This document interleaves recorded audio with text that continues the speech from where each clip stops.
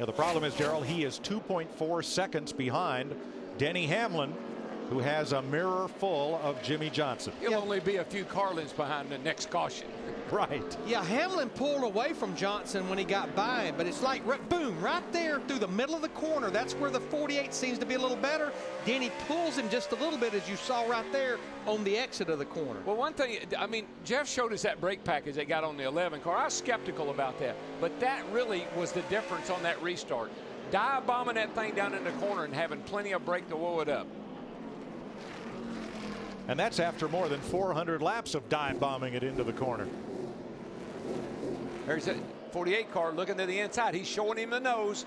He wants him to know he's there. Just kind of distract him a little bit. Jimmy Johnson tried to dive in there. All he wants to do is get that right front fender to that left rear quarter panel. He just wants he wants Hamlin to know he's there. He wants him to start looking back and saying, where is he, where is he? But that yellow curbing that you see on the inside of the corners is Denny Hamlin's best friend. David Ruderman into 00. No caution yet. Caution. There it is. There it is. Come on, leader's coming. Gotta go if you can. Oh, he's a lap down. Yeah, couldn't get it fired. Saw the black smoke coming out of it. Couldn't get it cranked, and that's a shame. David was sitting there in pretty good shape. Yeah, he'd been top 10 most of the day and on the lead lap, so he will fall one lap behind as we get the caution with 33 to go. Let's see if there was contact to get this party started. That's how the Michael's car, the Napa car, let's see what he sees. He sees a lot of cars when one of them's his. A couple of laps ago, David Stremme and Ruderman had some contact. Whoa, that's hard on that left rear tire. Yes, it is. We've seen that earlier in the race. That's really hard on that left rear tire. And so is he that. Just used up the left rear tire. Boy, how bad do you want it? You want it bad enough that you'll spin the guy out to get it. And Ruderman was on the lead lap. Stremme was a lap down. They weren't even racing for position. There was a lot of cars got damage in all that melee, though. I saw the hood all buckled on the one car. Kurt Busch, the two had damage, so a lot of chain reaction. Well, there's no question as to what is today's NASCAR Sprint Cup Mobile monster moment. When the race changed in an instant, you were there. Look at this power move as Denny Hamlin dive bombs Jimmy Johnson to take the lead on the last restart.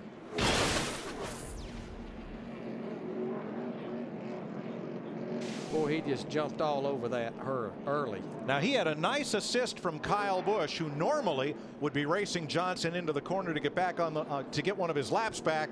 He left plenty of room for his teammate. He laid off of him just enough to give him that inside, almost as if he knew he was going to do it. Oh yeah, cheerleader. Get up. Chesterfield, Virginia's Denny Hamlin, who came to national prominence here at running late models. Got a chance to drive a Cup car and made the most of it. Won the Budweiser shootout at Daytona right out of the box. What's that old saying about first time, darn you, next time, darn me? We may see that on this restart. Well, I was going to say that was the monster mobile moment up to this point. I'll be interested to see if we create another one on this restart. And you know, everybody up and down pit road, particularly in those two camps, and probably Tony Stewart as well, are wondering what this restart's going to look like. Oh, there's a worried person. JD Gibbs. 31 laps to go, so it'll still be a double file restart up until 20 to go. And again, Denny Hamlin has a wingman on this restart, his teammate Kyle Busch. And just remember, these Gibbs cars are notorious for having something happen to them in the last few laps of the race. 29.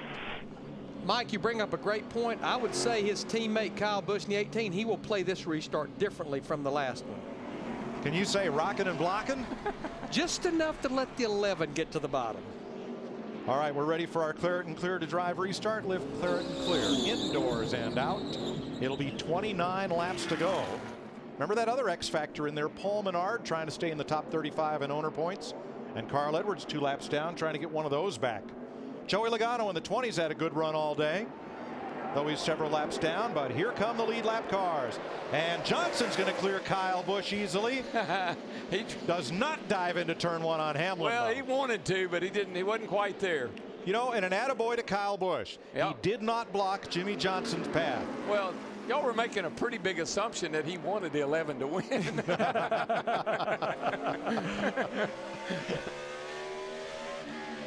28 laps to go.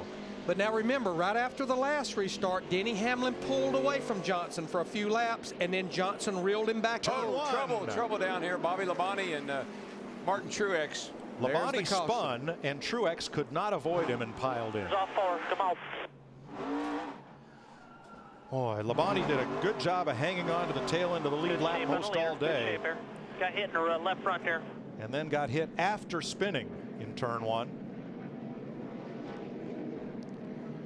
Now still a double file restart, and boy, a lot of damage. Now some of that damage to the one was from the last caution. See if the 96 gets a little help getting off in the corner here. I believe something may have happened. Something like the blue 2? The deuce is loose. Certainly circumstantial evidence would point, yes, to the 2. Reed Sorensen will get the free pass, so we'll have 19 on the lead lap. It's kind of funny how when you start the day off in trouble at Martinsville, your day never gets any better. It just keeps piling on. Goes from bad to worse. You know, we had that long run of green flag racing, 100 laps, and then a caution 20 later. We raced for 50, 60 laps, and now bam, bam, bam, 4 in a row. Well, it's the end of the race. Everybody's fighting for something, you know, a position or stay in the top 35 or win the race. And this is a little small circle with a lot going on. I think it goes back to Clint Boyer's spotter, Mike Dillon, with about 75 to go. It's time to go. Yep.